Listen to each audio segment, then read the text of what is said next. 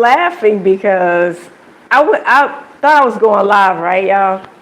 So I was on my other channel. I was on my backup channel. I'm just talking and talking for like 20 minutes, and only 2 people jumped on. And I'm like, wait a minute. It should be more than 2 people jumping on.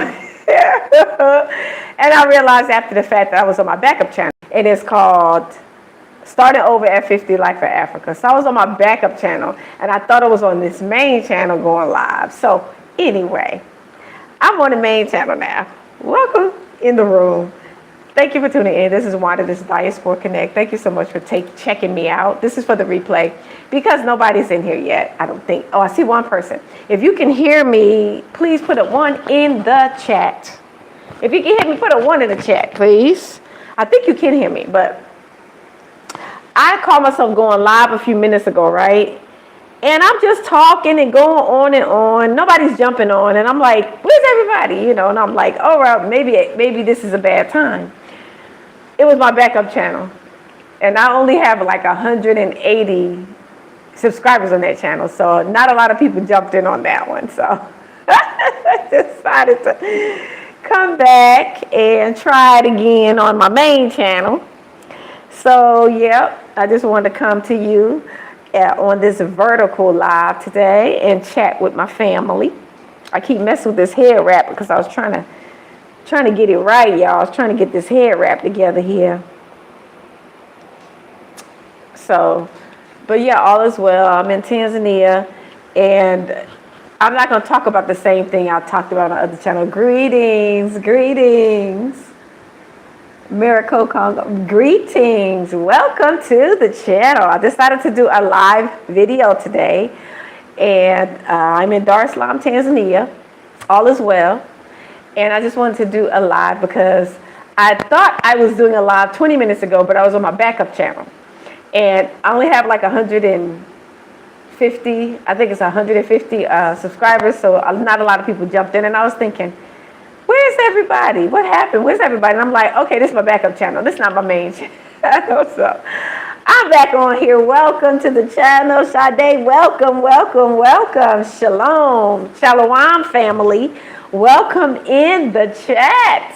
Welcome to my vertical live today. Can y'all hear me okay? I think it sounds okay.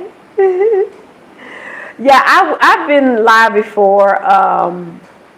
It's been a while since I've been live, though. I don't do lives that often. And usually I am on my computer, but I'm on my phone this time. So even though I have on glasses, I still might have to look. I might have to get close because I have to see what something like, I don't know, my vision is weird. It's weird. I got on glasses, but I still have to, sit back on some stuff, move up on some stuff. Yeah. So I don't always know. I'm glad. Okay, it sounds good. So welcome to the channel. On the other channel, I was just talking about how, family, y'all, things are getting kind of rough in the U.S. with the tariffs and all that stuff. So I was thinking we have to make sure we have some food planting, like some fruits and vegetables, plant some fruit, get some pots and plant something so we'll have some food to eat. So if things get bad, we won't be starving. We can't depend on the government. We won't be hungry. And I know I'm in Africa, but we still need to make sure that we can take care of each other. Like we don't see each other starving, So I think if we don't know farmers, maybe we can connect with farmers, or we can connect like over here. Of course, on the continent, it's a lot over here, but like in the West, in America, the dollar is getting rough, tariffs are getting crazy, things are getting rough. So we may need to connect with each other, network together to feed each other. So we need to make sure we plant some food in pots, even if we don't have land. You can do you can have like a garden on your porch, your front porch, your back porch, maybe even in your house. You can have like a little section, have you some bags that you plant in and grow you a little bit of food, something, so where people won't be starving. You'll be able to feed at least yourself, or so you won't be like starving if the store's closed. If things get bad and everything shut down, you will have some type of way to eat, So This was what I was talking about on my other channel. I was talking for 20 minutes, y'all, and then realized it was my backup channel. I'm like, oh man. So yeah, I would just wanted to come and so you can lay eyes on me. All is well here in Tanzania. Everything is going well. Welcome, Pan-African Travel TV. Welcome, welcome, welcome. Welcome to my channel. Welcome to my live. This is my first live vertical. So I usually do lives on my computer, which I haven't done them in a while, but yeah, I wanted to do it today because I wanted to just do something different and chat with people. So if they had questions, I'm in Tanzania, been here since 2020.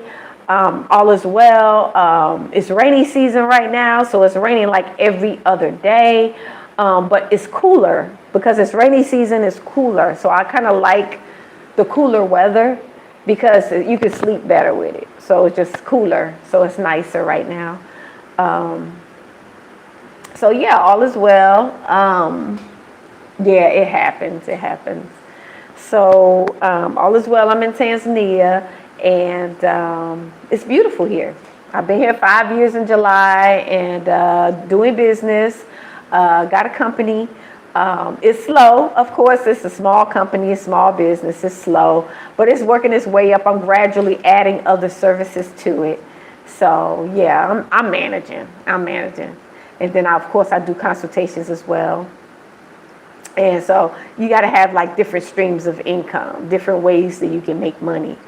Whether if you like have a rental, you rent it out. You can do like an Airbnb. You can do like maybe you want to rent a room out if you have an extra room, or it's different things that you can do to try to subsidize your income to make, have more streams of income to come in addition to your businesses. Like you might have a skill at cooking certain things, like you might bake cakes, or you might, can do you might have certain skills that you might have, and you can make money off of those skills that you have by either teaching somebody.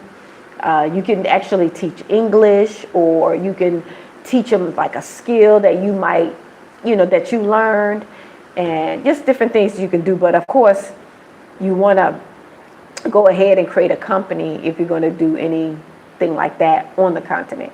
If you're doing things online, then that's different. But yeah, so that's kind of what I'm doing. But how's everybody doing? How's it going? I know I'm looking at online, and I know it's not going so well as far as the economy, as far as tariffs, as far as all this stuff going on in the U.S. I'm seeing that it's not looking good in that aspect. But other than that, how's everybody doing?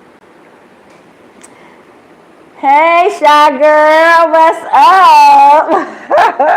Hey, Shy Girl Dar. Hey, how you doing? Decided to do a live. It's been a minute since I did one, so I was like, let me go ahead and do a live. So, how you doing on that end? You ain't nowhere. You ain't far from me, sis. I'm in Sigeta, so you ain't far from me.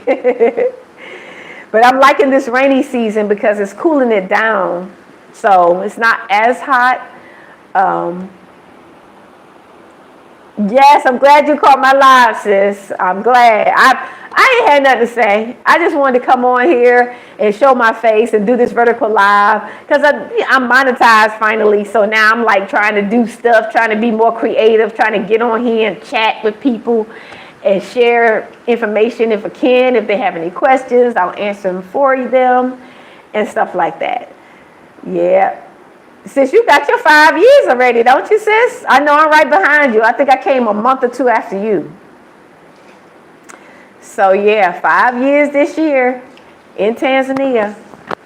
And all is well. I love this place. It ain't perfect by any means, y'all. It's hard. But I like it a lot better than I like living here a lot better than I like living in the U.S. Sade, hey, sis. Thank you, sis. Thank you, Sade. Yeah, work your way up to going live. And y'all, I know I got on glasses and I still got to get close because my vision is weird. Sometimes I got to back up to see stuff. Sometimes I got to get close. It depends on like how small it is, and it's just weird. My vision is weird. So sorry about the close up and personal, me having to look at the screen like this. Who is this? Hi. Reggie Mom Music. Hey, peace and blessings, brother. Thank you for jumping in. 5 years. Yes, yes. So, Sade, don't be shy. Go on and do your lives. If I can do it, you can do it. Just come on. Welcome them in the room. Welcome them to your channel. Chat with them. They usually chat, talk to you, and you can just answer questions or whatever. And I'm just here chatting with y'all. If y'all have questions, I can answer them for you. But my videos tell a lot of what I've been going through living here in Tanzania, how much I love it, how much it's the best decision I've ever made. If I could have left the U.S. sooner, I would have, but I just didn't think about it until the time I left. Hey, sis. Hey, Mariah. Hey, Mariah. Welcome. Sade, thank you so much. Thank you so much. I'm proud of you too, girl. You doing it. You doing it. Traveling all around. Jamaica and everything else. I've been to Jamaica one time, and I loved it. I loved it, though. So, hey, Mariah. Welcome in the room, fam. Welcome in the room. I decided to do a live. I ain't want nothing. I ain't talking about nothing major, but I just wanted to come on here and say hey to my people, see I can lay eyes on me, all is well. And yeah, I can answer any questions that you may have. So much is going on with the tariffs, and I was saying how we all need to be trying to plant something, y'all. Put something in the ground, whether it's a seed for fruit, vegetables, herbs, something, so our people won't be starving. But we over here in Africa, so we pretty in a good place because there's plenty of food over here.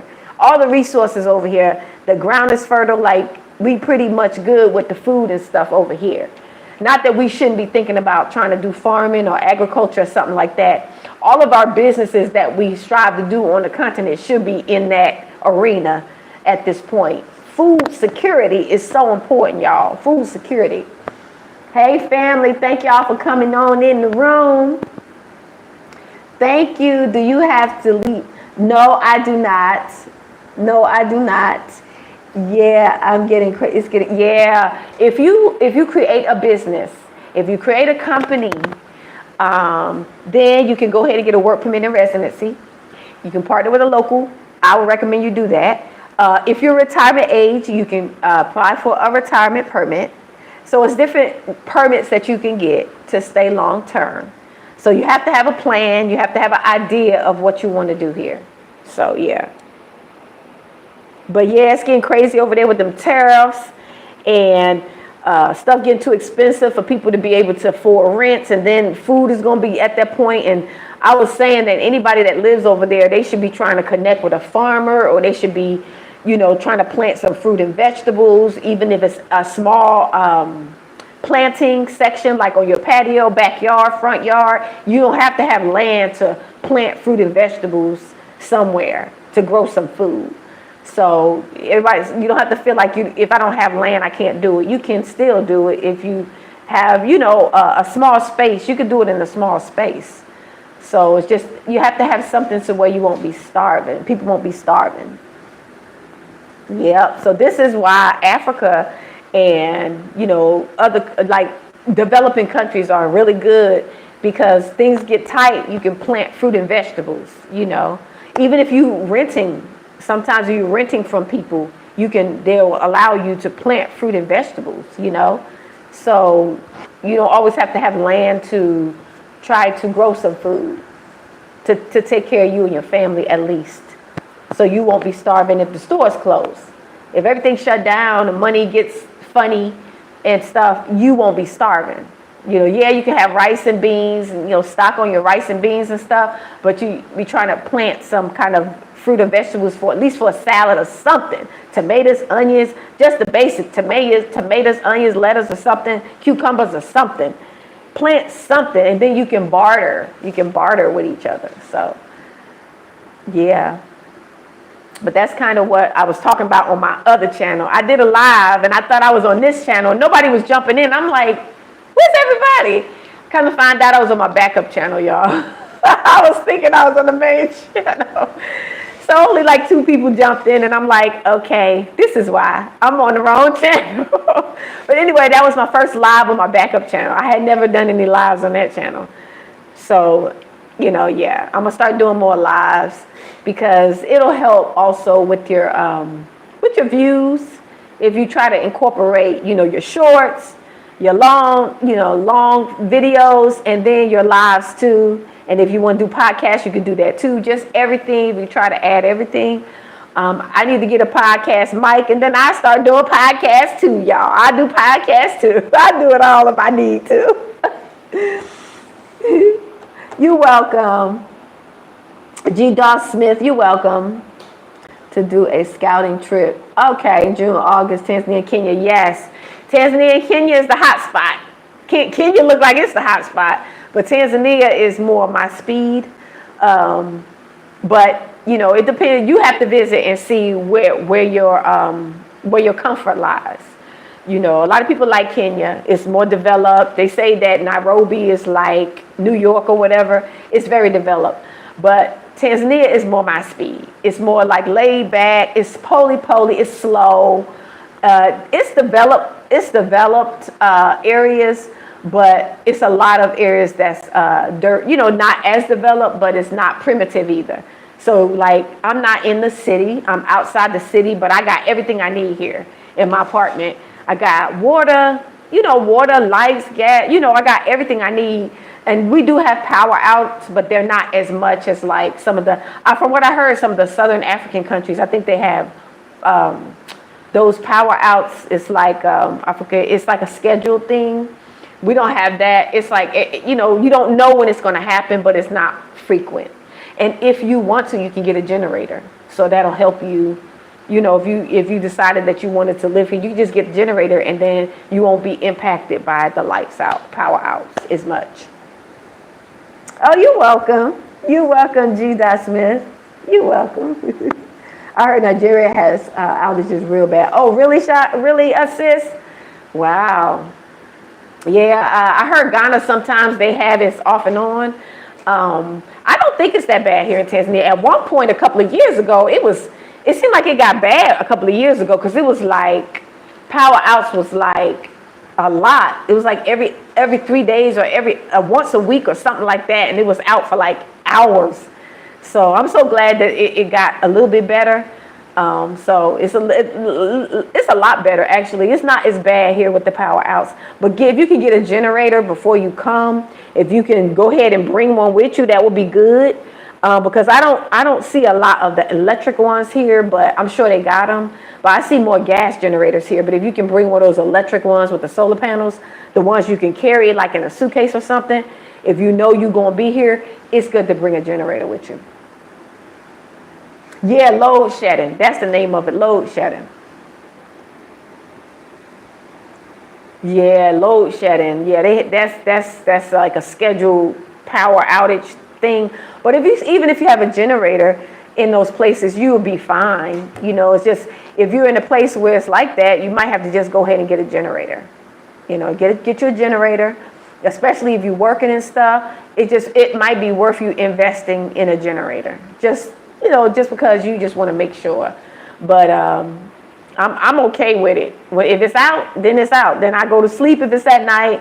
If during the day I clean up, do the stuff I could do, because it's daylight. And then if it's hot in here, I'll go outside. I'll go out to a cafe. I'll go to the store. I'll go out to eat. Oh, things you can do to manage. It's manageable. Salute to you. London Price, salute to you. Is it Landon Price or Landon Price? Welcome into the chat, into the live. Welcome to the channel. We're just chit-chatting, that's all. Talking about, how we need to prepare for the coming financial crisis that's coming, and it's probably going to affect everybody. The good thing is if you're somewhere in, like I would say maybe, outside of the West somewhere where it's developing, then the value of the U.S. dollar is still okay, and and you're where food is.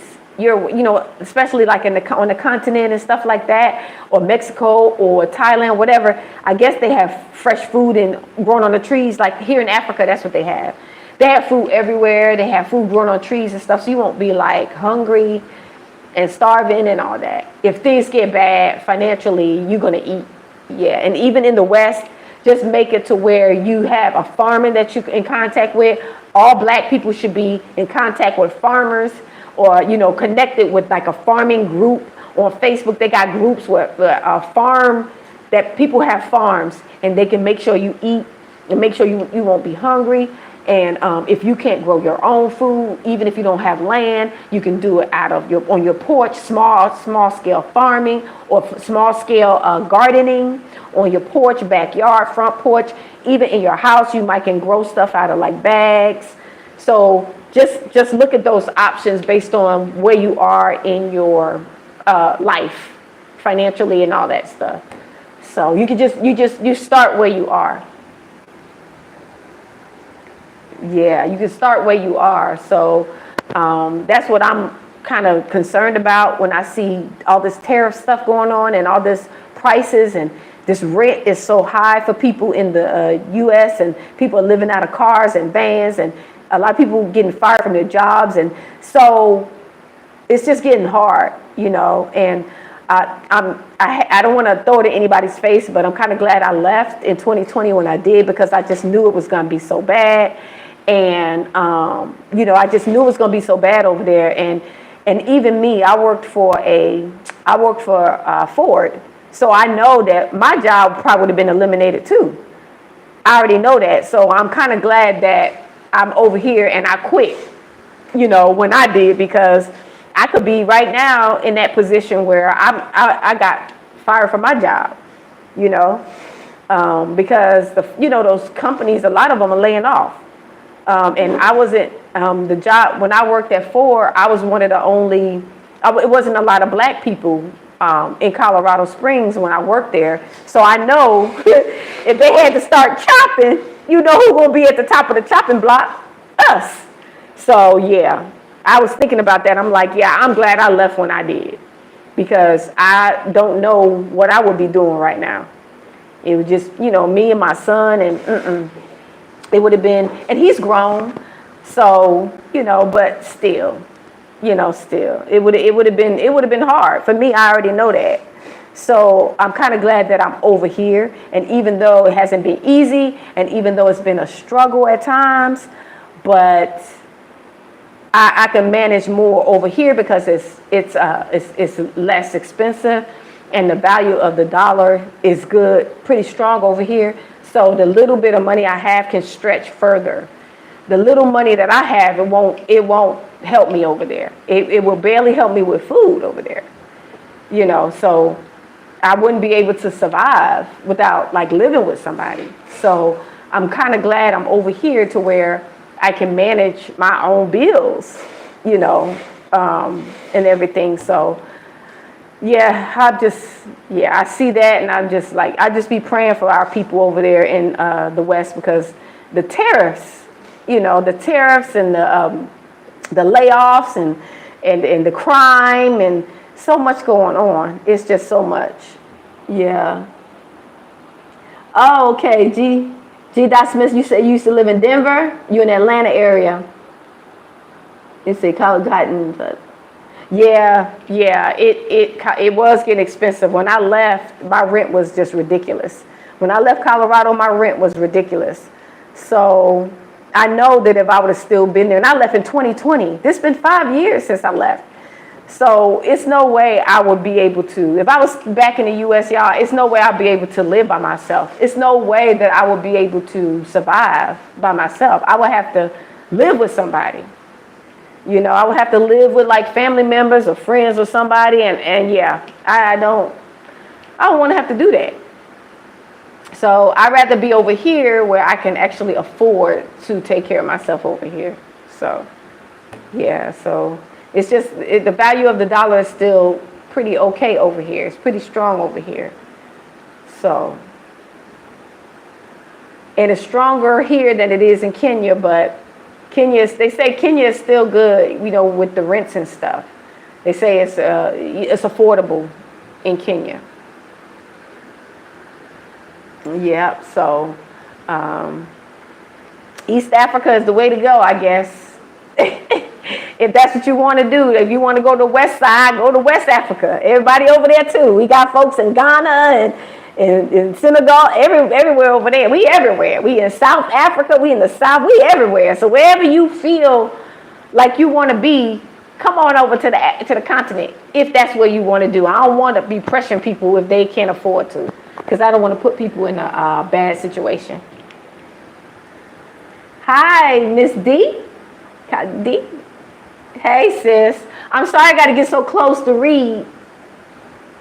Did you apply for citizenship in Benin, Burkina Faso? Okay. Hold on 1 second, y'all. Hold on 1 second. It's okay. 1 second. Yeah. Yeah. Can I check when I finish? Thank you. Okay, y'all. I thought I was gonna have to go to the door, but he said to come when I get done. So, okay, citizenship in Benin or Burkina Faso. No, I didn't do that. Hey, Tony Africa, welcome in the chat. Let's see. I'm sorry, y'all. Got to get so close. I got my glasses on, and I still got to get close because this writing is so small. We are close to getting out. Tammy Love. Yes, Tammy Love, get up out of there. And no, I have not applied for Benin and Burkina Faso. I have not done that because I'm over here in Tanzania and I'm doing business and I'm doing stuff. And no, they don't have citizenship. They just got residency. But I'm comfortable and I'm doing business and I'm working on projects. So I haven't had a desire to just leave and go do anything yet. So that's why I haven't done anything in Burkina Faso and stuff. So yeah, I haven't thought about that. Hi, Brother Tony, welcome. Yeah, no, I heard they're offering citizenship. So I'm waiting, let some other people do it first and report back and see how it goes. And then, because a lot of people say things here in Africa, I've been here long enough. People say things, and sometimes until you see for a while that is going well, then you want to do that. But yeah, I'm not trying to run anywhere because I'm situated here. I got my place here, got a business here. I'm doing business, and I'm doing project, and I'm doing a lot of stuff. So yeah, and I'm not in a rush for citizenship, to be honest. Greetings. Yeah, I'm sitting back and watching. Yeah, I'm sitting back. I'm not trying to be running here and there everywhere. I ain't trying to be doing all that. I'm trying to be sitting still. I'm trying to be stable and wait. I'm trying to wait because at the end of the day, just because we here or I'm here don't mean this is where I'm going to be. I might leave. I might get a message from the Father. He might be like, leave and go there.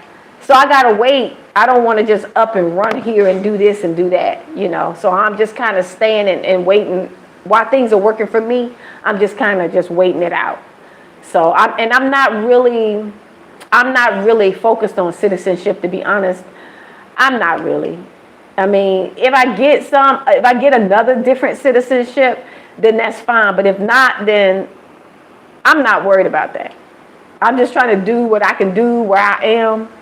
I'm trying to build up my business. I'm trying to work on this project. So yeah, I'm not even citizenship. Yeah, I'm not really pressed about that. If I want to get citizenship, I can go right next door to Kenya.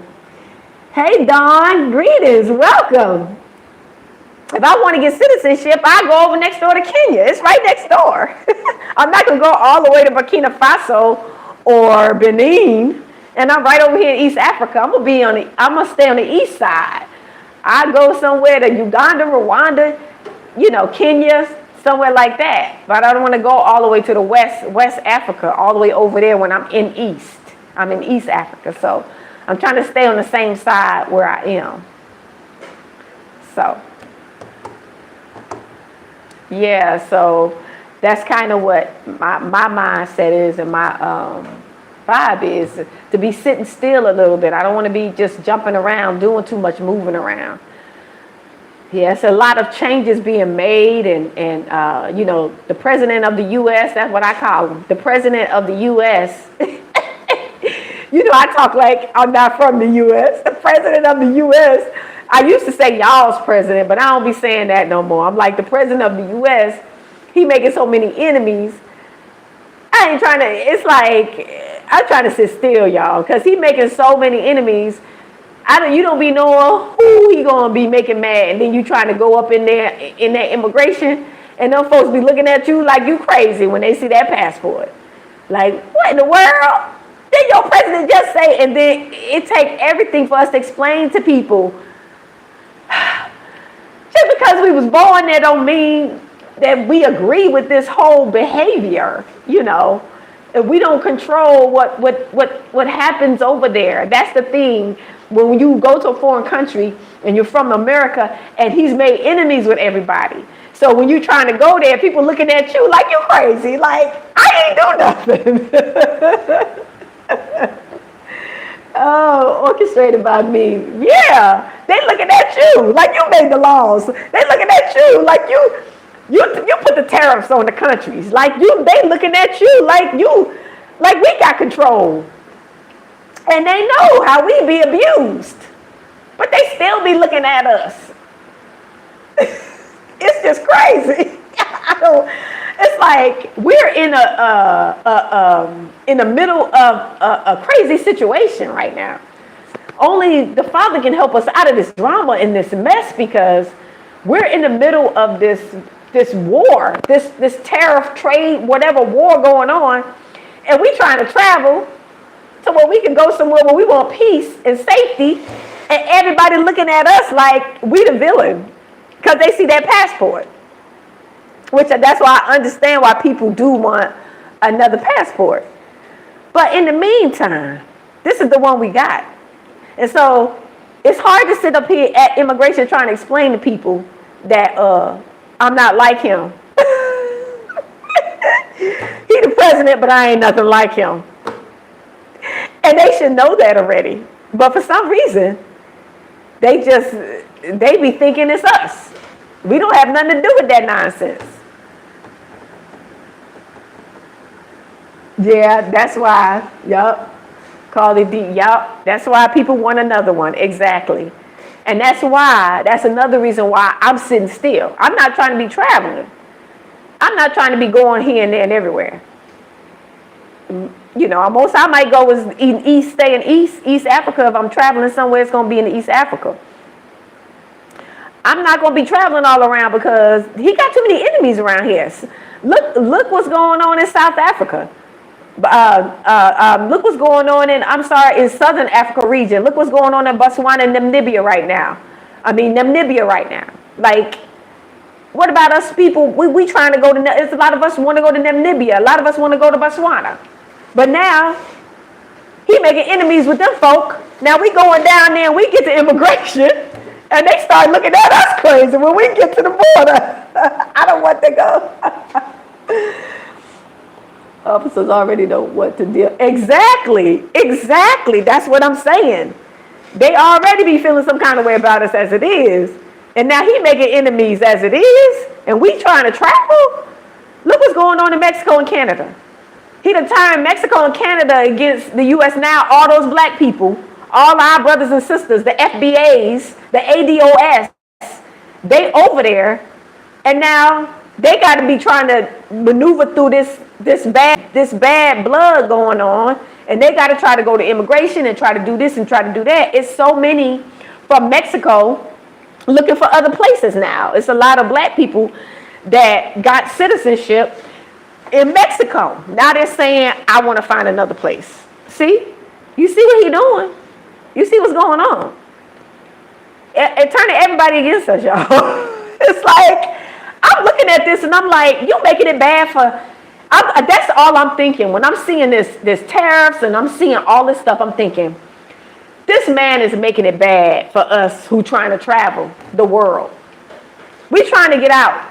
And we trying to travel the world. And he's making enemies in all these different countries. So when we try to go visit and we go to immigration, they're going to be looking at us crazy. What do you want? How long you gonna be here? We don't get it. We get it. I'm telling you, y'all, he making it bad. Right, exactly. Cardi D, exactly. Yeah, exactly. That's why a lot of people are saying that they want to leave, that they got citizenship. It's people who have, it's black people, y'all, online that got citizenship in Mexico saying they want to leave. See? And I'm sure it's a lot of them in Canada, like, we got to go. See? You see when you see what this man is doing. So it ain't only affecting us in America, it's affecting us internationally. They gonna see them passports.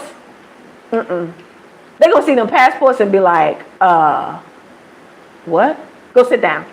Go sit down. You know that when they say go sit down, that means they want to have a chat with you. You don't want that. You don't want no chat, y'all. Y'all don't want no chat. I like it when I was coming and they was like, welcome, welcome. Oh, it's so nice to meet you. They not doing that no more. At these immigrations, they not doing that no more. Especially in Africa, at first they used to do that. Almost everywhere you go, if you was a black American, almost anywhere you go, welcome, nice to meet you. They ain't doing that no more, y'all. They not doing that no more. That's getting messed up right now. Especially when they see that passport. It's a shame. So that's all I'm thinking. I'm like, all our people trying to get out and we trying to help them. And then this man, he just making enemies of everybody. I tell you. It's a shame, y'all. It's a shame. Hey, Janelle Richardson. Would you advise us to still come back to? Yes, I would, Janelle. You can still come.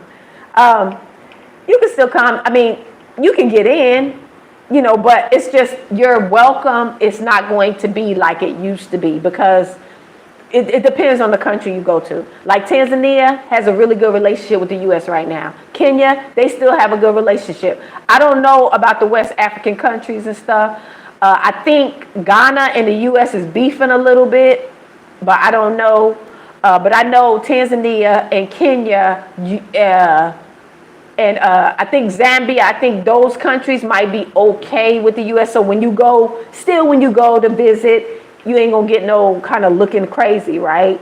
But some of these other places like Mexico and Canada, y'all know the countries that he's beefing with. You know, these presidents that's saying even the Western countries, y'all, Canada, the UK, all of them, they're gonna be looking crazy at us.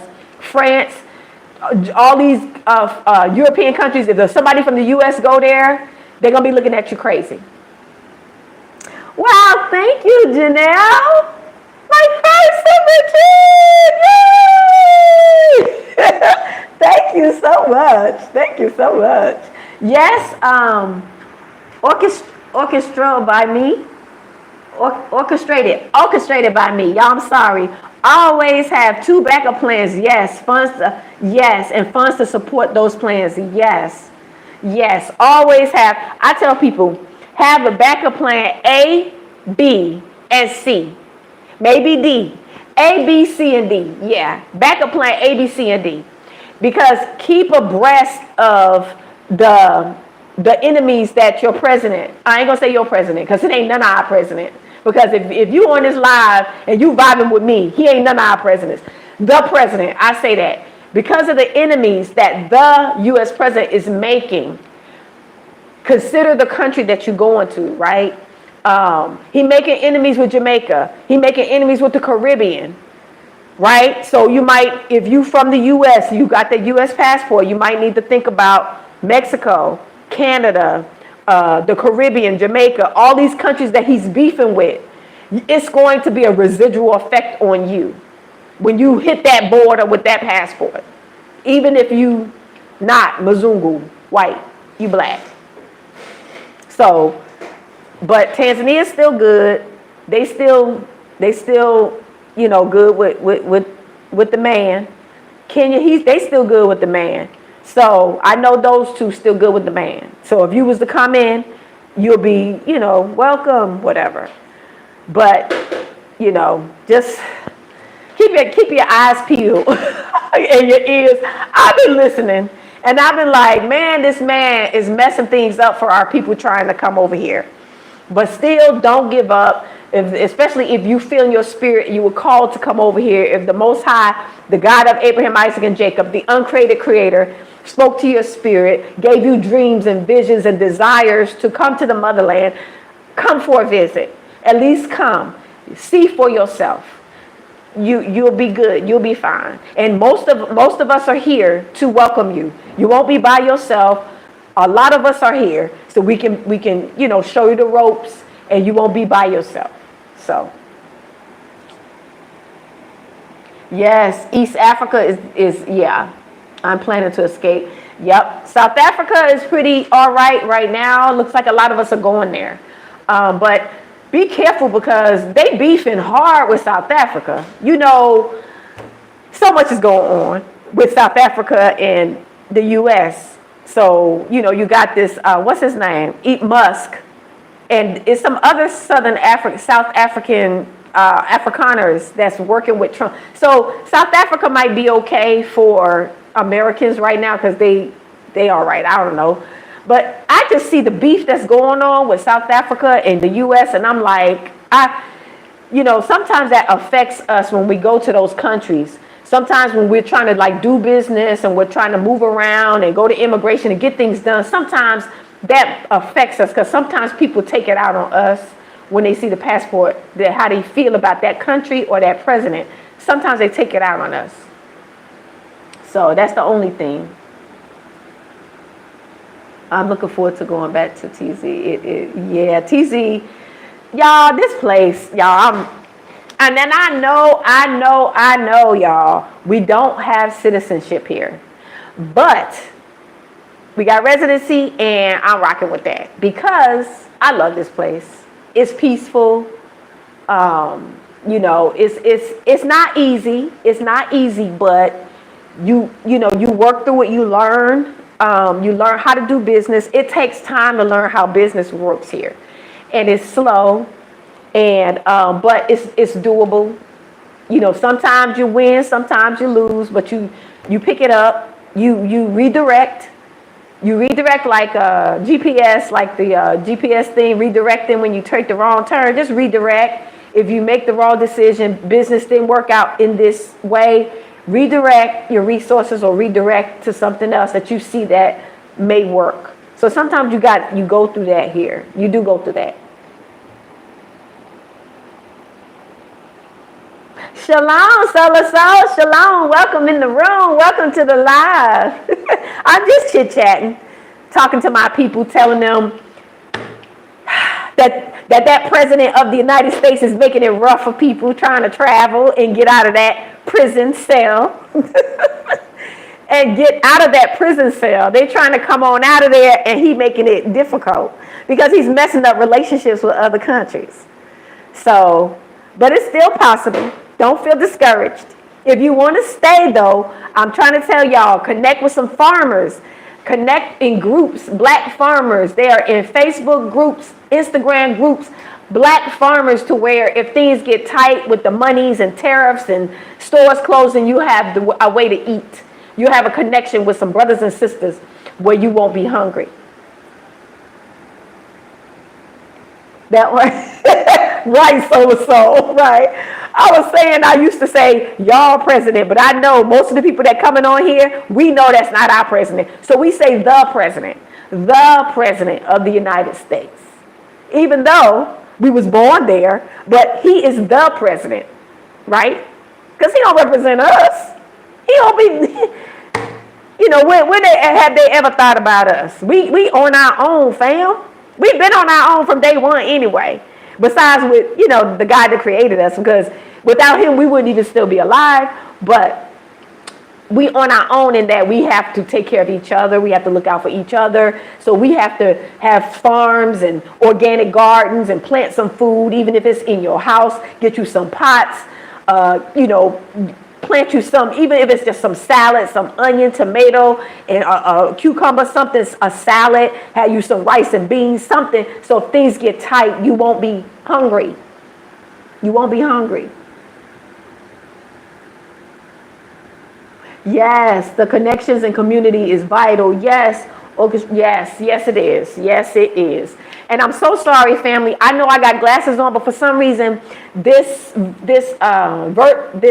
vertical live is so small. So I still got to look close. I'm sorry, because I know that's annoying seeing me come so close, but I'm sorry, y'all. I got to look close like that. And I got my glasses on, but they ain't helping me. They're not helping me. Only has to be a certain size for me to be able to really, see that. And I've been trying to eat my vegetables, y'all. I've been trying to eat these certain vegetables and stuff that would improve my vision. So I'm still trying to get these vegetables in to make my vision better. So I'm praying, Father, give me back my 20/20 vision, please. NG, welcome. Welcome. Ethiopian diaspora in the house. Americans and Caribbeans are a true blessing to the continent of, U.S. and the first and second get diaspora in Europe recognize the sacrifice. Yes. Yes, we are returning. We are returning. We are trying. That's what I'm just saying, NG. I'm saying the President of the United States is making it difficult for a lot of us wanting to come back because he's making enemies with these presidents. And so look what's going on in Namibia right now.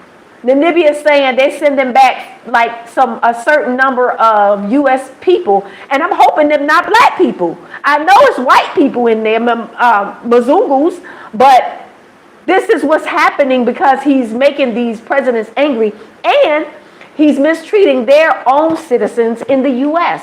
So he's mistreating their citizens. He's sending them back and mistreating them. So what do they expect is going to happen to us? We're in these countries too. So we get it's going to affect us in a way. It's going to affect us in a way. It could be a big way.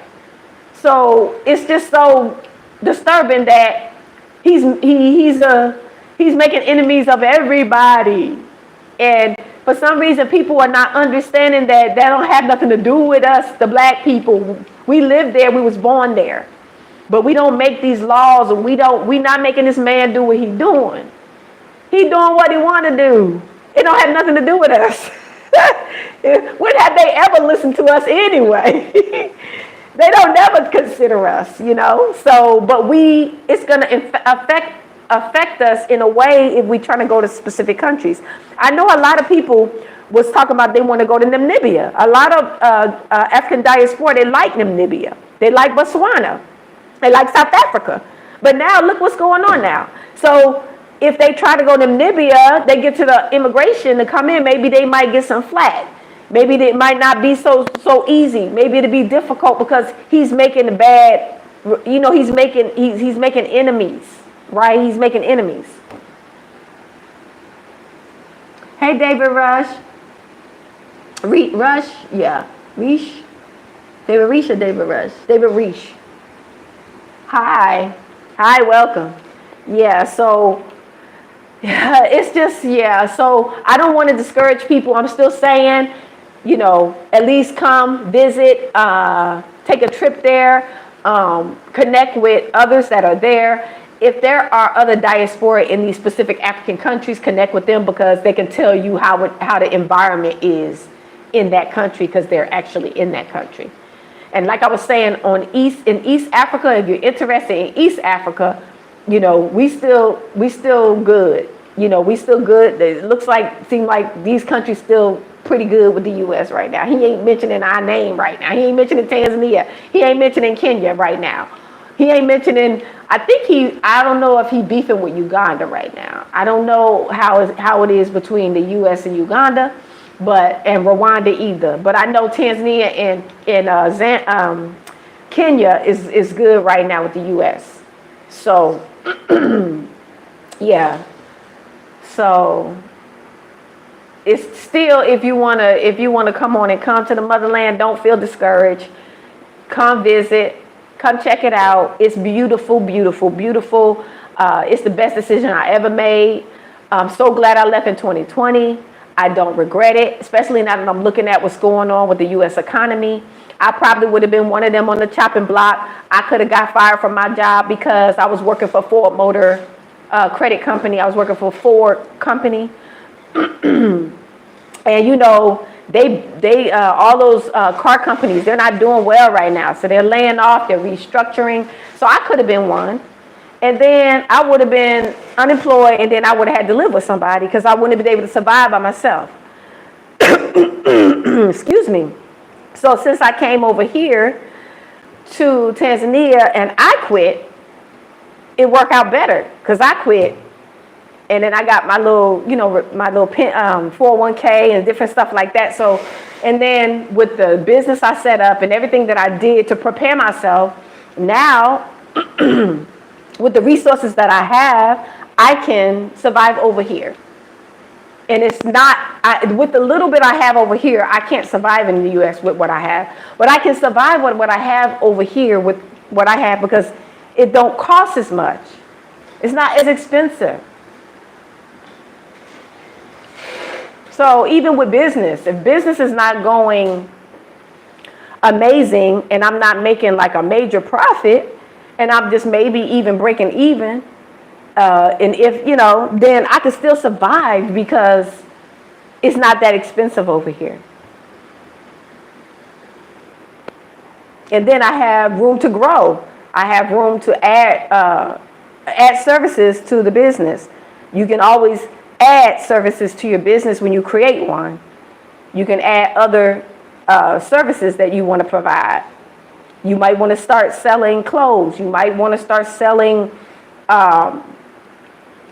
product services, or you know, I already do services, but you know, you can add other things to your business to make it grow, to expand it. You know, once you get over here and you see what they need, you see what the need is over here, then you can add services to it. So I'm grateful to be here. Like, I'm so grateful to be here. I do not regret it. I regret not leaving. Well, I guess the timing was perfect, but I feel like if I could have left sooner, I don't know. I guess timing is perfect. I just love it here. I mean, I don't regret it. It's been the best time of my life. I'm around like fresh food and the environment and the peace and the safety. I feel so safe. I can ride the bus. I've ridden the bus, y'all, from Tanzania to Zambia by myself. It was a long bus ride, but I never felt unsafe. I can go almost anywhere during the day. Like, I use wisdom now. I don't go places at night. I usually be in the house before dark. But I mean, you got to do that as a woman. You know, that's anywhere. But because you don't want to tempt nobody. But I feel safe. I feel much safer here. Only Mayani. I'm from Kenya. Welcome. Welcome. Kenya in the house. East Africa in the house. I love the East Side. Tanzania, Kenya. Yeah. A lot of us are coming and going to Kenya too. Yeah. So, and they have really good things to say about Kenya. Every time I see a video, they're like, "Oh, Kenya, the services are good," and like this one sister, she did a video. She was like the personal services, like you get your hair done and your nails and your manicure and your massage. They say really Kenya is really good for that. In Tanzania, they have some services like that here too, but a lot of us here, I think we tend to do more natural stuff. Like a lot of the people here are like herbalists. So they find like their own natural stuff for like their skin and their hair. So they learn how to do that type of stuff for themselves. So instead of letting other people do it, they just learn to do it. And sometimes they do it for other people. So it's like learning, you're learning. So, but yeah, Tanzania is beautiful, fam. And people keep thinking that, excuse me, y'all, my throat. People keep thinking that we're, I got water. Let me drink some water. I got some water.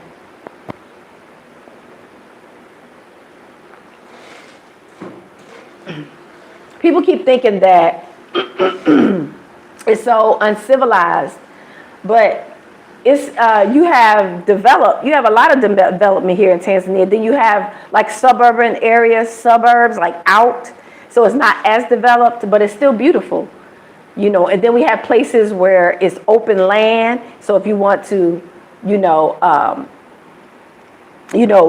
have a farm, business and stuff like that, lease under your business, of course, you can do that. So it's something for everybody. It's developed. Like this place I live in, I have everything I need. The only thing I don't have aircon. This apartment I got, I don't have aircon. Roy Curtis, what is the crime rate like? It's not bad. I got robbed since I've been here, but it's more like petty theft, I would say. It's like petty theft. So if you have your phone out doing you know how the people do the phone, walking around and all that stuff, you could get your phone snatched. With me, I left my door unlocked. It's the crime as far as somebody hurting you, it's not high. Like, I haven't heard of anybody getting hurt. I've heard of people getting like stuff snatched or burglared, but not crime. It had crime, but nothing like it has crime, but nothing like the U.S. Like, it's not like murder. It's not like murder. It's not like, oh, sorry, I'm unalive. I guess I'm supposed to say unalive. It's not like unaliving, but it's like people want your stuff. They don't want your life. They just want your stuff. But it's not often. It's not often. And actually, I feel safer here than I felt in the U.S.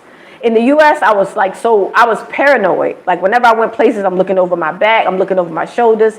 I just lived in like paranoia. But here, I don't live like that. But I've used wisdom. Come on now. When I walk outside, guess what? My phone is inside my purse. Not in my hand. It's inside my purse, zipped up. I don't walk around with my phone doing like the foreign, like, that's how they know you're a foreigner when you do that, because locals don't do that.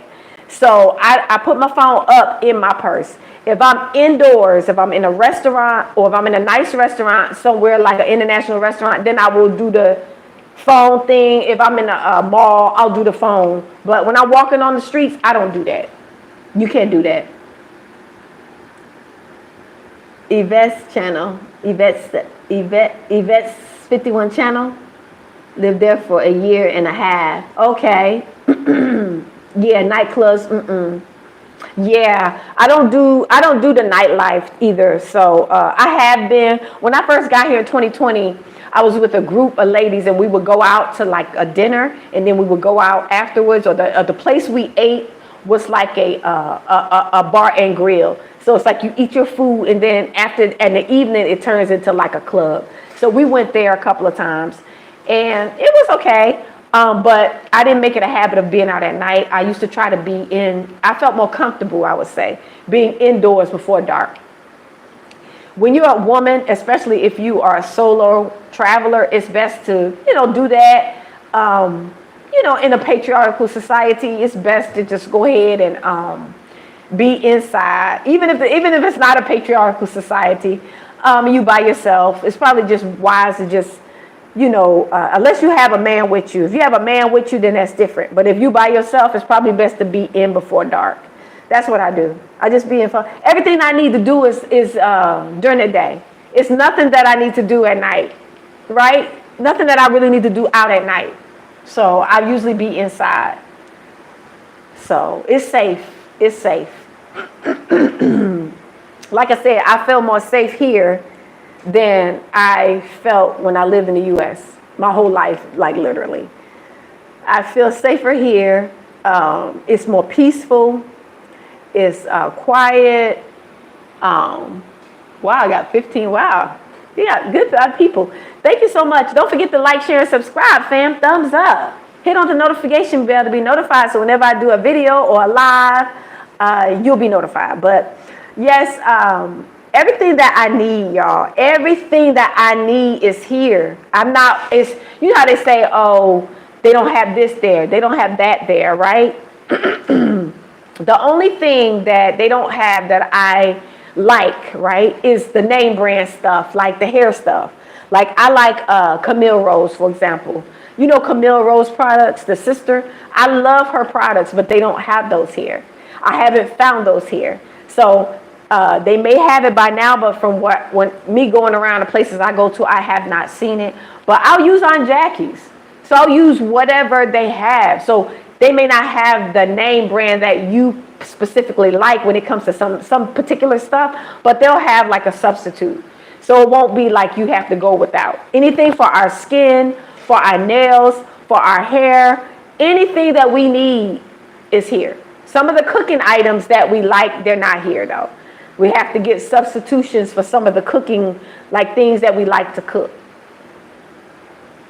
They have some good products at, yes, sis, Yvette's, yes, they got some good stuff in Milmani. That's why I go to get the stuff for my hair. They have a mall in Tanzania called Milmani City Mall, and that's where a lot of the diaspora go to. It's a nice mall, and they have everything you need. They got clothing stores, they got appliances, they got even furniture. It might be a little overpriced, but you know, they got everything you need. Glasses, jewelry, food, everything you need.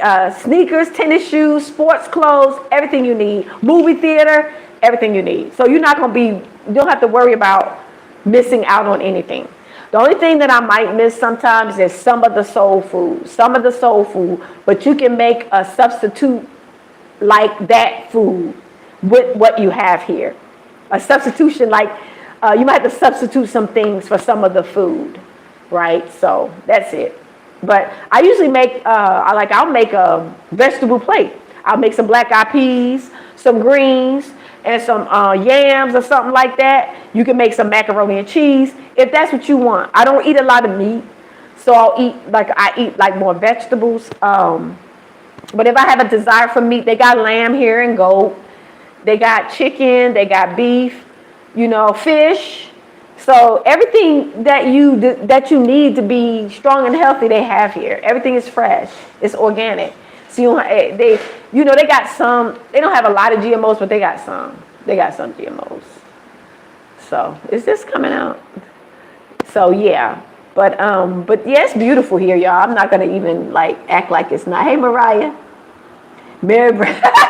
Mariah said Mary Brown fried chicken. Mary Brown fried chicken is good. When I was eating chicken, I don't eat chicken anymore, but I did used to like Mary Brown's. It's crispy. It's crispy on the outside, and it's the meat is like white, and it's cooked and it's flaky. It's good. And if you ever go to the mall, you come to Tanzania, you got to try that Mary Brown fried chicken. That's their version of, I don't know, KFC. That's the only thing I can think of. It's their fast food type place, but it's good. It is good. So, but yeah, you can come here. You can enjoy your life. It's good to try to assimilate. I think I did a video about that, especially if you're a woman, family, ladies. So you can blend in, so you won't stand out like me. A lot of times, if I go out, I will wrap my hair up like this. And I won't even have this down. I'll just put all my hair up, and I'll walk around like this. And when I walk around like this, and if I wear a dress, they won't even know. They won't even know I'm not Tanzanian. They'll either think I'm Tanzanian or they'll think I'm Southern African, from South Africa. They'll think that, but they never think that I'm from the U.S. Never. They never think that. Yeah. They never think that I'm from the U.S. until I tell them that I'm from the U.S. And then they say, "Oh, Black American." I say, "Yeah." And then one guy was like, "Oh, Mzungu," and I was like, "No, I'm African." I said, "Kaka, no Mzungu." I said, "Hapana, no Mzungu. That's no Hapana." I said, "African." We had a long conversation about that. Now, I'm not Mzungu. That's a white person. So, West Side trans. I bet in Tanzania. Oh, okay. West Side TMZ. Okay. You said you'll be in yay. Welcome. Karibu Sana. Karibuni to TZ. Y'all TZ is nice.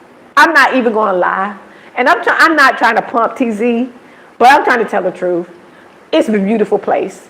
And it's not easy. And you can get robbed, but you got to be smart. Like me, I make sure all my stuff is locked. My windows, my doors, everything is locked. My place, you can get everything you need. I'm in my place. I got everything I need. Like I'm not living in I'm not living in no, this is my place. I'm not living in no, like people think it's not developed and they think that they don't have nice places. This is not like one of the most expensive places, but it's comfortable for me. And as long as it's clean, for me, I'm simple. I just need clean, hot water. I usually say air conditioner, but my first place had air conditioner. This one don't. This one don't have air conditioner. I just have fans in this one. So I got this fan right here I bought. Then I got the one up there. I don't know if you can see it. So I got ceiling fans. I got ceiling fans in almost every room. And then I bought another one that's sitting right by me because I'm going through the change. So I be hot and cold. So I need this fan right here blowing right on me at all times. And that's it. But everything else, they got what you need. And they got, if you like the Western style, they got the Western restaurants that we're used to. They got Italian food. They got Mexican food. They got different styles of food. They got local food, locals cook the best fish I have ever had. They cook the best fish. But they cook like their forte. They do like ugali. They do, it's like a meal, and they shape it, and they eat it with it's like almost like they use it like a dumpling or like a bread, and they eat it with their soups and stuff. I like ugali, I do like ugali. And so it's just nice here. And the people are friendly. They're very helpful. Now they will overcharge you. Don't get me wrong. Hi, Roy Curtis. They'll overcharge you now. Don't get me wrong now. they hear that accent. They be like, they hear your accent. Then they be like, they'll double the price. They be so nice about it too. They be like, I'm like, Shingapi, how much? Then they'll be like, triple the price. And I'm like, Kaka. Me, I say it in a minute, y'all. I know how to, I done learn. I'll be like, Kaka. And I tell Kaka is brother. I'll be like, Kaka, it's 2,000. He'll be saying 4,000. I say, Kaka, it's in Billy, effing Billy, 2,000. And he'll be like, Dada. And I say, Kaka. And he'll be like, okay, how much? So you can negotiate.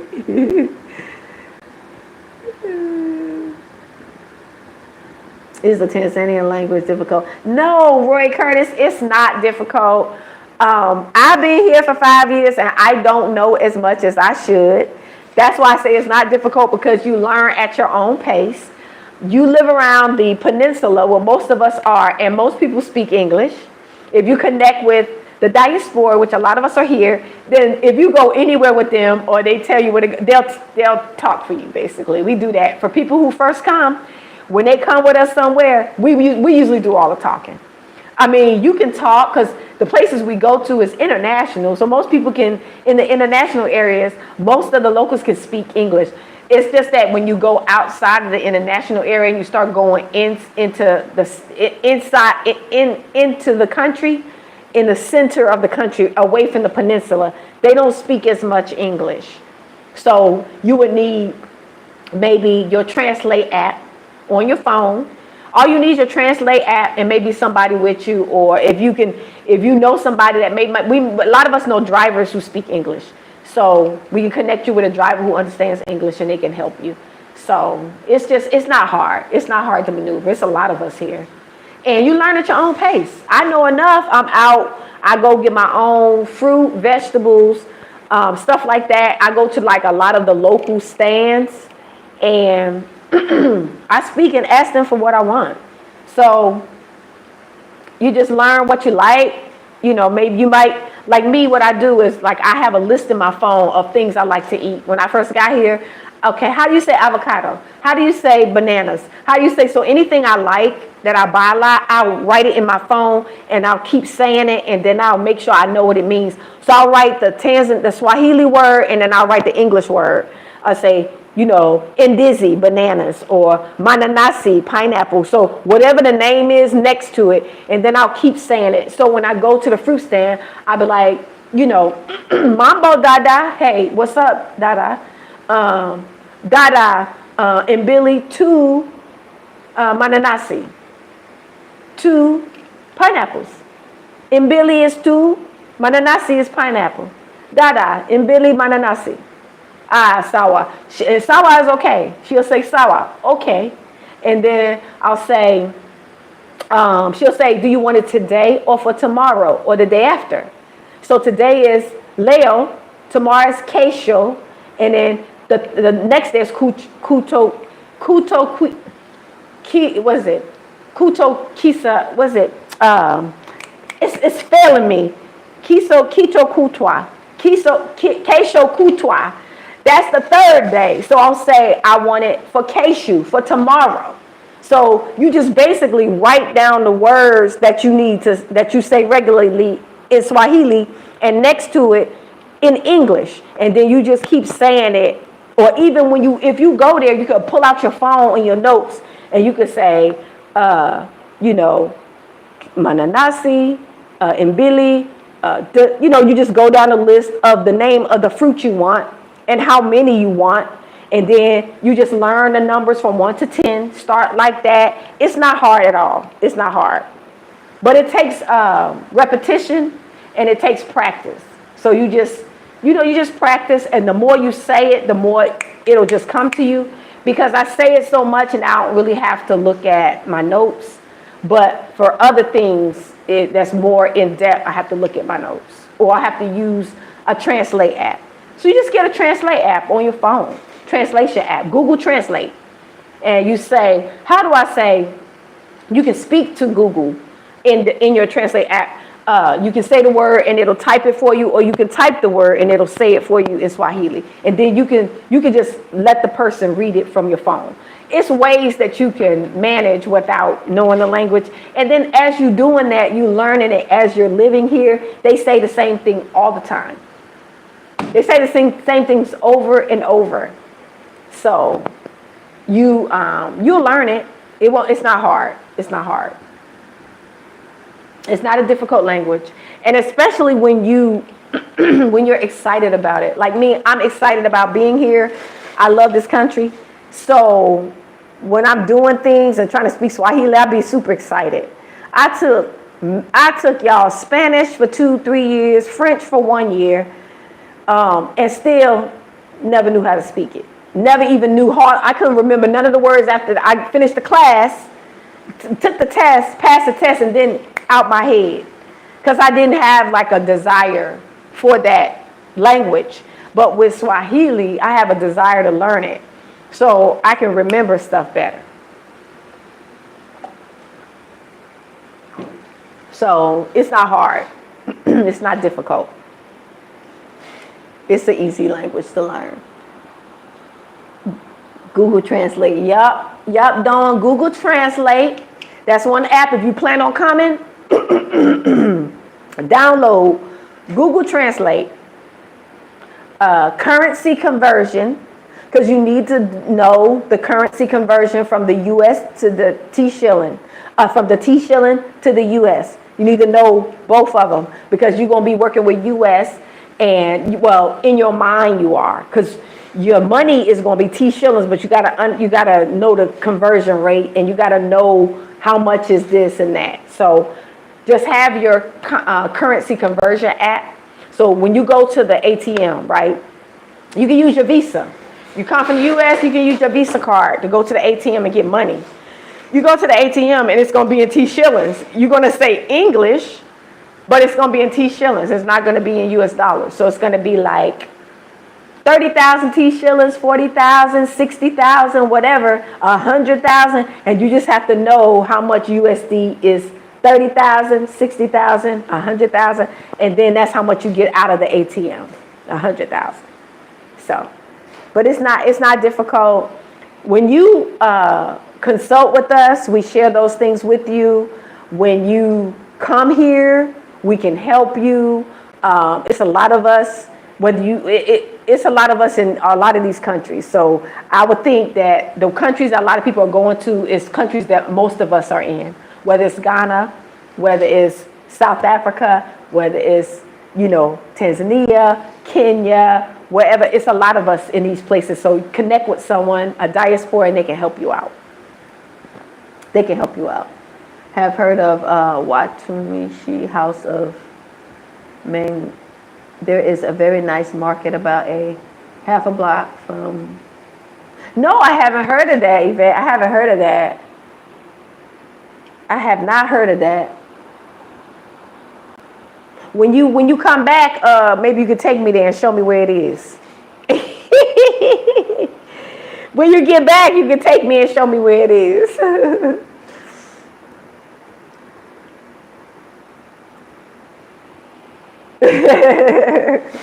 You can take me and show me where it is. But yeah, so that's what I kind of been doing. I've been here and everything's been going well.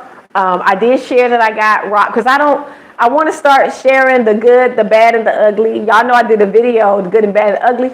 And it's not all roses, but it's not bad. It's you're going to experience some bad things, but the overall experience is better than the worst. Like I say that I feel more comfortable living here than in the West, in the America, in the US, because in the US we got robbed too growing up.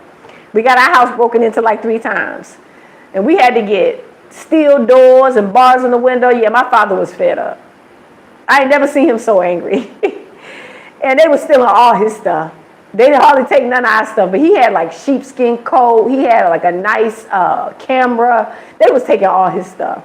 And he was so furious. So you can get robbed or burglar in a lot of different places where you are. So you just have to be, keep your head on a swivel, be proactive, and be, don't get too comfortable like I did. Don't do like I did.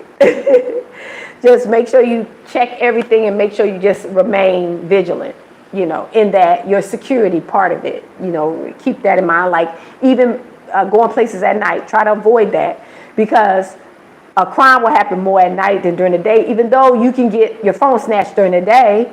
But just use wisdom. Walking out there on the streets and stuff, motorbikes riding by, those are the ones that can snatch your phone. So just use wisdom, So, yeah, I know. I remember you said that. Yeah. You can get burglared, you can get robbed, and mine was in Bessie Beach area when I got burglared. But see, you by yourself, so you got to keep that in mind too. When you in an area, sometimes you by yourself, you're a solo person, and you don't have a man with you, and you in like an area where it's not a lot of like foreigners in. You got to keep that in mind too. So just think twice about that. Especially security wise, you got to be in a place where if you're going to be out, you have good security. Maybe places where they have security guards, or just the security is kind of beefed up. The security is beefed up to where, sometimes the security be the ones doing it, but you just got to, pay attention, use wisdom, and pray. Because I feel like my last place, when I got burglared, I feel like it was the security. So, because they know that place like the back of their hand, So it can happen. But for the most part, my experience has been beautiful. That's the only really bad major thing that happened to me being here 5 years. So I can't complain in that aspect because everything else has been beautiful.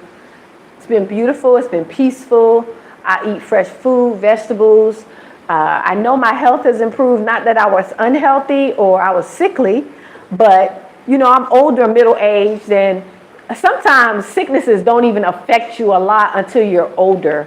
So I feel like I had that preventative. I got here in enough time to be preventative and changing my diet and eat healthier and eat more fresh fruit and vegetables. Because I'm living here, it was in the front of my mind to get more healthy. So I think being here has really helped my mental health, definitely, and my physical health living here. So yeah.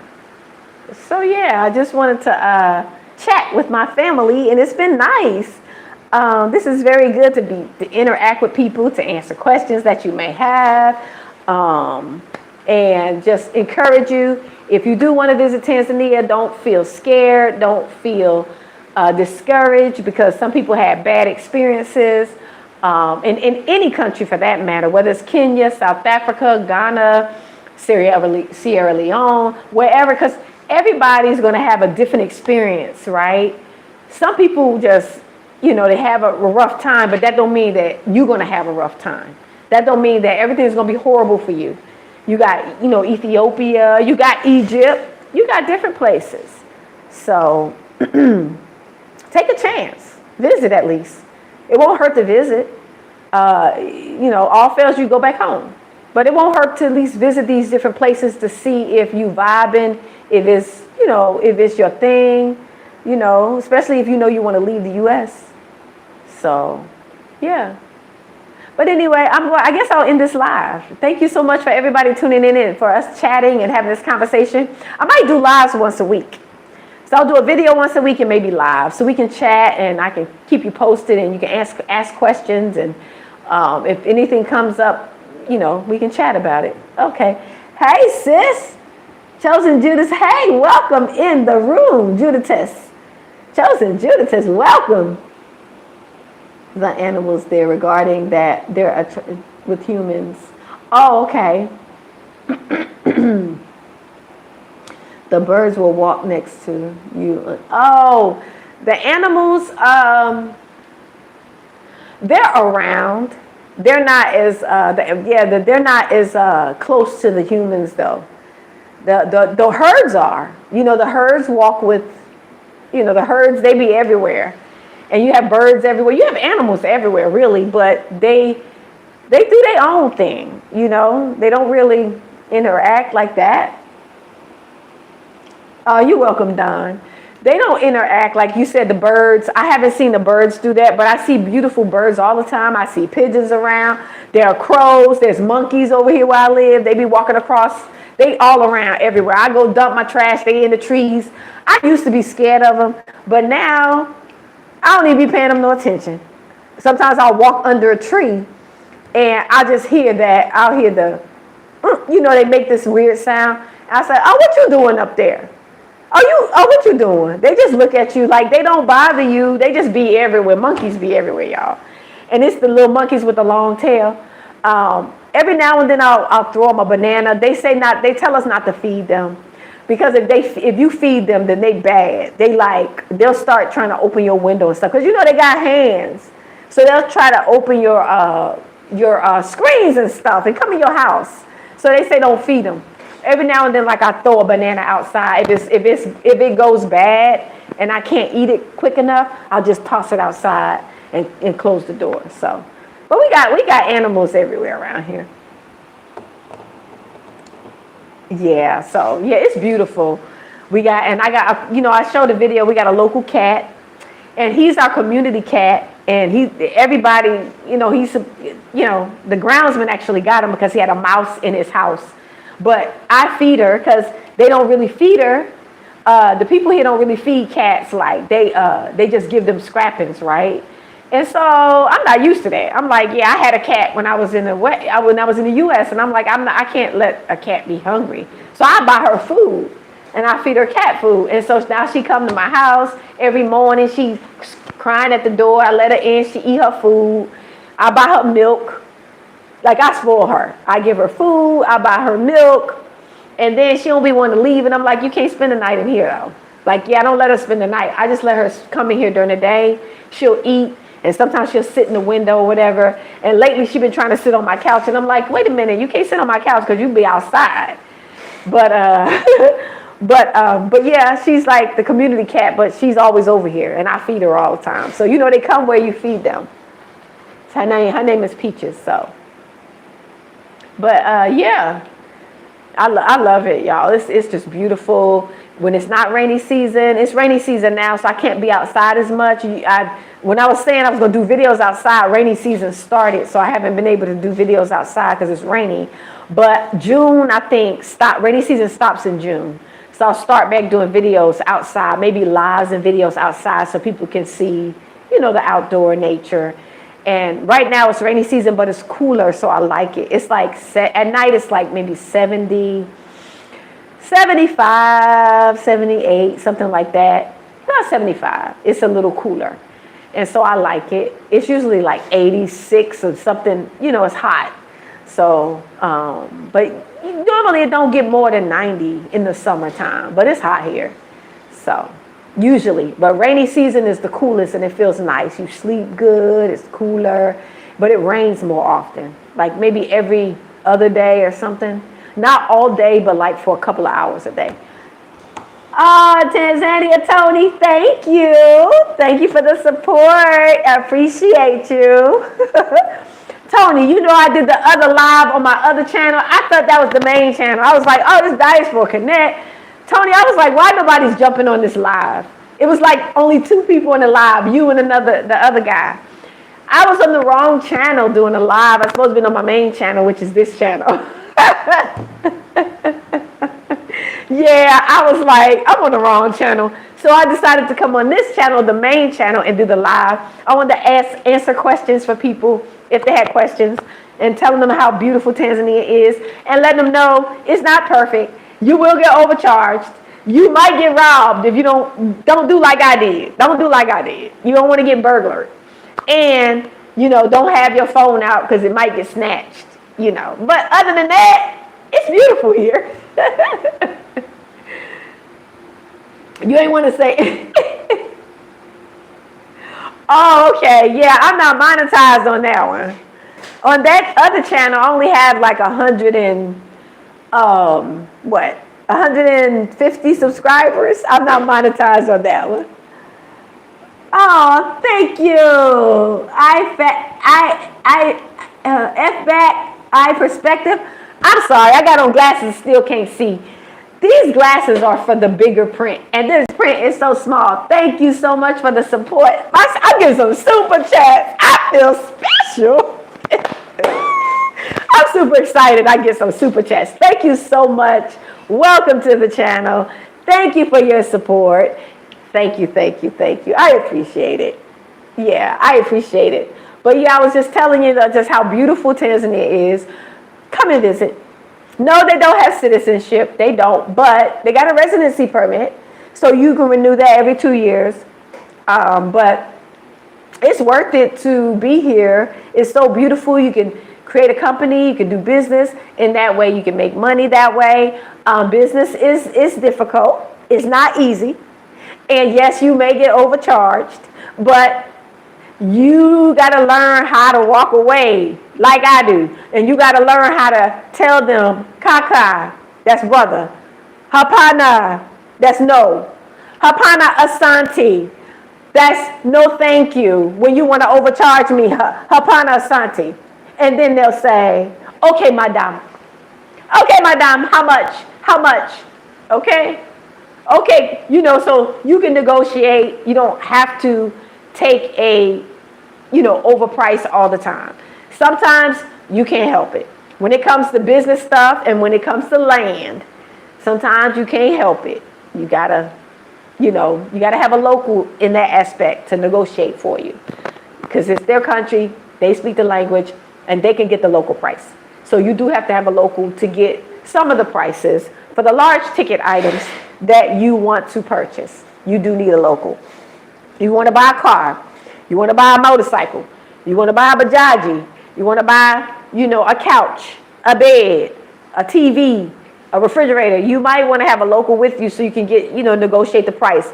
Unless you go to a place like the mall where the prices are set, then you don't have to worry about that, because everybody's going to pay the same price in those type of places. So you pay just the same price. But other than that, the markets, you got to negotiate. You got to negotiate everything. So, but it's workable. It's doable. I've been here for 5 years, and I'm been able to manage. And I don't think I could be able to survive in the U.S. if I was back there. I know I wouldn't be able to, because I couldn't afford the rents. I wouldn't be able to afford to live. I would be like, have to do in the car, the van thing. And I don't want to have to live like that. I've never done that before. And I wouldn't want to do that, but if I didn't have a choice, right, I would have to do it. But over here, at least, you have a choice, Yes, expensive. Over here, at least, you have an option. You can have you pay. The further you are out, the less you pay. It's just more affordable. It stands for One Black American Christian Israelite. Oh, okay. For One Black American. Okay. Marlon Prayer. Okay. I am a Black American here in Arizona. I donated to you about 6. Oh, okay. Thank you so much for your support. Oh, so you're FBA. Well, yeah. FBA or ADOS. I'm ADOS. But all my people, thank you so much for your support. You need to come visit the continent one time. Or do something big over there in America. Get you a farm.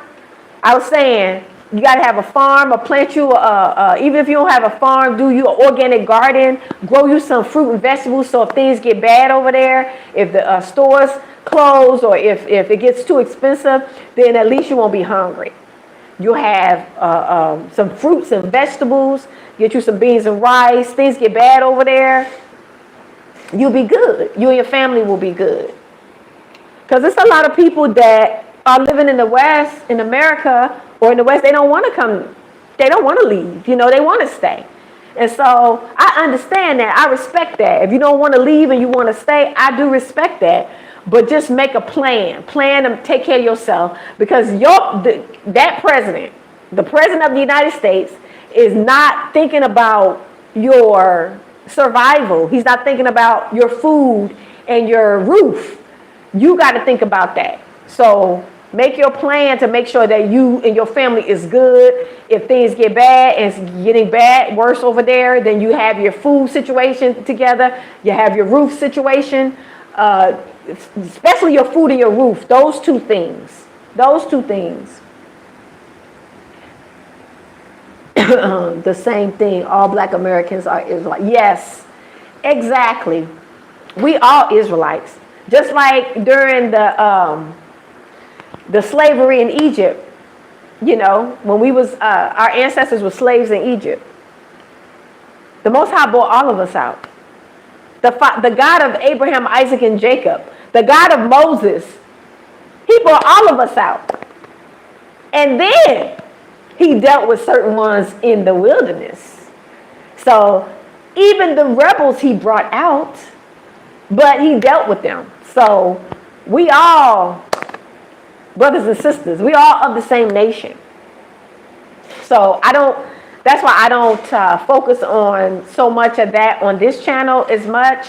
I focus on diaspora. I focus on African diaspora throughout the 4 corners of the earth, because I know who we are, and so I help all of us come back.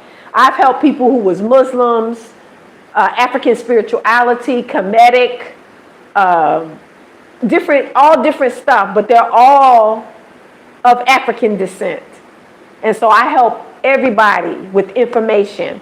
I help everybody if they want to relocate or repatriate or do business here in Tanzania. I help all of our people.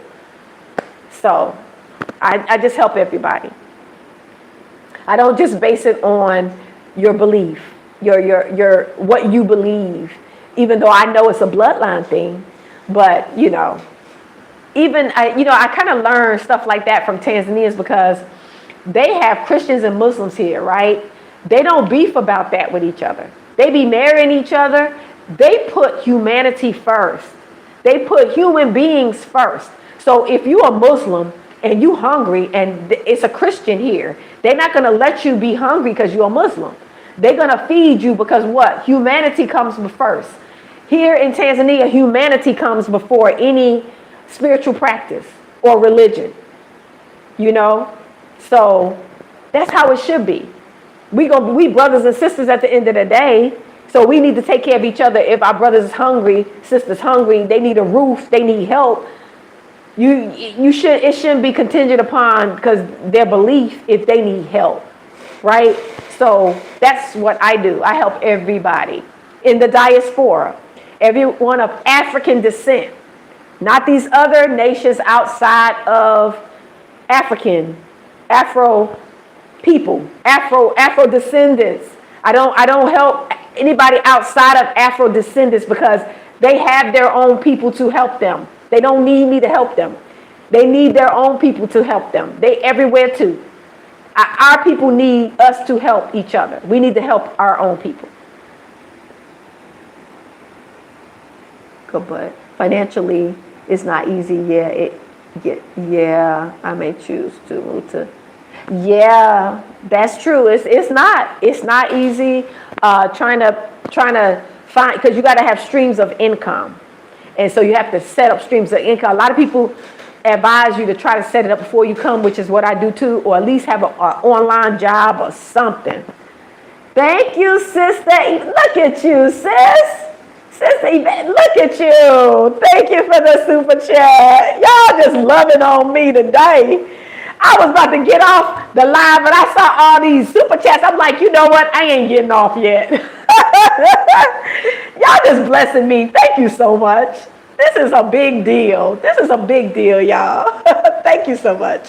But you have to have streams of income, even if you have like an online job or an online store or, something with some streams of income to where if you want to come over here, you have savings, you have streams of income. You can look at ways to create a company. You ain't got to jump right into it. You could rent and then think things through, visit, see what they got going on, how you can contribute to the economy with your skills, your ideas, and your resources, and then we can go from there. No rush, but at least if you can visit. But we need to help ourselves. Yes. Yes, we need to help. We need to help ourselves. We don't need to be, we can take our skills. Like we've been all our lives, fam. We've been using our skills, our knowledge, our education, and our abilities to enrich other nations, right? It's time now for us to use everything we've been blessed with to help us and our people, which is what my desire was coming here.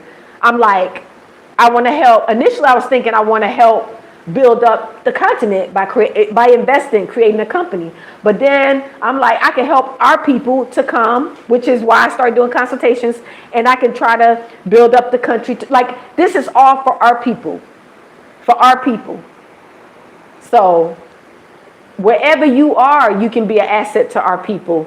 Whether you come to Africa, whether you stay in America, whether you go to Mexico, the Caribbean, Panama, Thailand, wherever you decide to go, you can still be use your skills to help our people some kind of way. So that's what I feel like we should all be doing. Like, we're free to be able to now make decisions where we can help our own people. Whether it's children, it could be elderly people, it could be men, it could be women, it could be daughters, sons. Like, help our own people. We need it more than anybody. God's child, welcome. Medical field or trades and using. Yes, they can, whatever skills, even, financial. Like if you are even a home lady, a housewife, right? Or a stay-at-home mom. That's what I was thinking. If you was a stay-at-home mom, You're actually a manager because you manage the finances, or you manage the. I'm sorry. Some women manage the finances, but you manage the organize the way the home is to be run. You can put those skills towards a business, so it's not like you don't have no skills. You might have a natural talent to teach, to be a teacher. You teach English and get paid. You can teach English on the continent and get paid for it. Yes. I think so too. IFBAC perspective. I think so too. I think if all of us did that and came over to whatever country that you feel comfortable, not once, but it's 54, right? Ethiopia, wherever, Egypt, wherever you want to go, but somewhere over here to where we can start small and build our way up. We may not have a lot of money, but we can use our skills to make it better to teach the locals, to teach, to educate them on who we are, because a lot of them don't know our struggle. A lot of them don't even know who we are. A lot of the Tanzanians didn't know anything about the transatlantic slave trade. They know the slave trade that happened in Bagamoyo here and in Zanzibar, Prison Island, but they didn't know the transatlantic slave trade. So when we go to these different African countries, we're educating them also on who we are. And so I always say to locals when I meet them, even in Ubers, when I first start coming here, I would go places and I say, do you know the Bagamoyo slave port, the slaves? They say, yeah. I say, you know the Prison Island, the slaves that were there? They say, yeah. I said, those were my ancestors. I say, that same thing happened to us. That's how we get in different countries. And they say, oh, they don't know that. So you're here to teach them. You know, we're here to teach them who we are. They don't always know. That's why sometimes it's hard for them to relate to us. Sometimes they don't understand like who we are. They just think we come from this rich country and that's all to us, you know. They don't always know. Young people, yeah, they can learn the skills. Yes, so we can be an asset. We have a lot in us. We're the vessels with treasures in it. We're the vessels that have treasures in them that we don't even know that we have. Because our experiences, our education, our skills, and everything make up who we are. And we are very intelligent. And we have a lot to teach. We have a lot for people to learn from, for the world. But we haven't been able to shine in the West because we've been stifled, right? Our gifts been stifled because we use all our energy and every ounce of our being to enrich other nations. That's over. That's over, fam. Let's use every ounce of energy that we have, every thought capacity, every intellectual property, everything we have to enrich our own people. Let's do that, because time is up for the other nations. They falling right now, but it's time for us to rise with Africa, because Africa's rising right now. So let's jump on board and rise with Africa, because everybody else gonna be trying to run over here. Everybody else gonna try to run over here to Africa, because this is where the riches are. This is where the resources are. This is where the food is. We should be over here with our people, working together and building everything up together. Even as we grow as a nation within a nation, we Black Americans within these different countries, we growing too together as that country is growing. So we're gonna we're gonna be a part of that. So we can't do that in America, because first of all, they don't want us to. They tear down everything we try to build. It's gonna be hard, because even with the farmers and with the people trying to do stuff, the Black people over there trying to have something, it's like they can't be in peace. It's always somebody trying to burn something down, always trying to do something. Like, we can't even focus our energy on building stuff because we're fighting. We're so busy fighting to protect what we have. It keeps us in like a cycle, it's like a stuck cycle on a wheel, like a hamster wheel type thing. We're stuck because we can't move forward because they're kind of doing stuff to keep us from advancing. Yeah.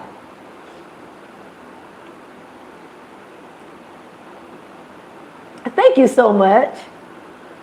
I was telling my aunt about you. She's retired and she wants, yes, the retirement ones, the ones that's retired and get that money, they need to come. They need to leave. They need to go. They need to come somewhere in Africa because they got the finances to be here. They got the finances to be here. And even if they had to, you know, it would be a good idea if the retired people came and set stuff up for the younger people. They come, they got the money to get them like a place, a nice place, a cheap place with a lot of rooms to have their family members or the young people come to stay with them. And the young people get set up businesses and stuff so they can get the residency permits and stuff like that. Because the elder retirements, they can get a retirement permit. So if we could focus on doing stuff like that, that would make it a little bit easier for the younger people to be able to come. You know, so, but yeah, because the way they fighting us over there with these farms, it's not that many people with farms, the black people, and they trying to burn their stuff. You don't have none of that over here. If you wanted to have a farm, they got land. They got land for you to be an investor. You know, you have to lease the land, but you can still grow food. If they see you doing business and growing food, ain't nobody trying to take nothing from you. Nobody's trying to take nothing from you. They want you to do it. They want you to build up the country. They just can't. They have laws in place, especially in Tanzania, to protect the country from foreigners coming over here taking the land.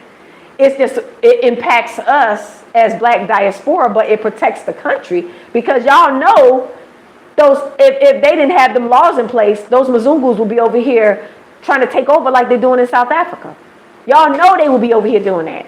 But right now they can't do that because the laws are set up to where they have to be investors. They got to build up the country. They can't just come and then they just leasing the land. They don't own it.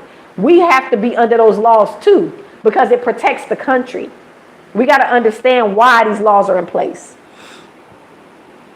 African Jeremy, welcome. Hello to you. Welcome into the live. Welcome. So these laws are in place to protect the country. So I used to feel some kind of way, but then when I thought about it, I'm like, you know what? These laws are because I'm looking at what's going on in South Africa. I'm looking at what went on in Zimbabwe, and I'm like, this is to protect the country from people doing that to it. These people, they got money, so they can come over here. If the country is open to let people buy, you know, these rich people gonna come and just rob all the land from the locals. Because they don't always have the money like that. So they have to have laws in place to protect the country, to protect the land, and to protect the locals from foreigners coming over here, taking over the land. So that's why you got to lease. But you can invest, and you can have everything you still want. You can grow food. You can have a business. You can live in this beautiful environment. You can build a house. You can live here. You can rent a house. You can lease a house. You can, you know, it's a lot you can do as an investor. So we don't have to feel down about the laws because they're in place for a reason. You know, the only thing is I wish they had citizenship. You never know, somewhere down the line, somewhere in the future, things might open up and they might allow it. But in the meantime, we work with what they got. We work with what they have. If you want citizenship, you just go to a country that offers citizenship. You know, otherwise, you have to have a residency permit. You pay that every 2 years. If you love the country enough, you value it enough, and what it offers you in your life, then that's what you do until things change. Somewhere on the line, if you might decide you want to leave and go to a country. So for me, if I want to leave and I want citizenship, I'll go to Kenya. It's right next door. They got citizenship. You know, you can buy land over there. But even there, they want investors too. They want you to do business, you know. So, and then it's good for you to do that because then you can make the money to survive over there. Get out of, yes, God's child, yes. American citizens too. Yes. That's what I'm saying. This president of the United States, and I ain't gonna say my president, and I know I was born over there, y'all, but I'm gonna say the president of the United States. Talk about taking U.S. citizens to El Salvador, to that prison. Family. That's ludicrous. It's insane. So, have a plan. Come out of that place. Come to places where people look like you, where people think, like they think I'm from Southern Africa. A lot of times they say, "Are you from South Africa?" I love that. I love that because I'm speaking more Swahili. And so the first thing that they think is never, ever the U.S. When they hear me speaking Swahili, they'll say, "Are you from Southern Africa?" I want to lie. Sometimes, I think 1 or 2 times I say yes, but I end up feeling some kind of way. I'm like, I don't want to tell no lies unnecessarily. Father, forgive me. I had to ask Father, forgive me for telling that lie. Sometimes I'll say, I don't know, maybe I am. So I don't think that that's a lie because maybe I am. I never did a DNA test because I don't trust DNA.